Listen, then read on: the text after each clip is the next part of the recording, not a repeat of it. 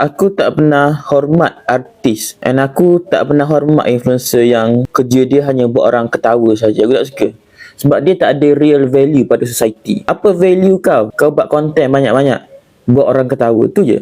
The fuck. Kita kena ada real value. Sebab tujuan utama dia orang buat konten adalah untuk buat lawak. Ni orang panggil golongan BO ataupun badut online. Mana-mana influencer yang buat konten hiburan, konten ketawa, konten POV, joget-joget, dugem, tu semua adalah BO ataupun badut online. Korang tak ada real value kepada society. Korang just buat orang ketawa saja. Badut lah. And artis veteran pun aku tak hormat. Of course kalau kau tua, aku just hormat kau sebagai orang tua, tapi bukan sebagai artis. Pergi mampus. Aku tak kisah. Dengan budak-budak pun trigger. Jatuh maruah saya. Kepala otak kau. Bila masa maruah kau jatuh?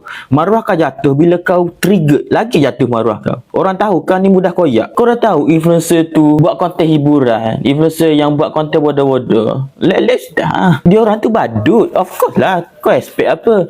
Takkan kau expect dia buat konten ajar kalkulus? Memang tak lah. So sebagai orang tua, sebagai artis veteran, untuk menjaga kau punya nama lebih baik kau jangan trigger. Sebab lagi nampak kau koyak. Lagi nampak kau ni bocah. Untuk paid review, kalau korang nak DMA tolong promote korang punya business, korang PM je account ni, DMA Islam.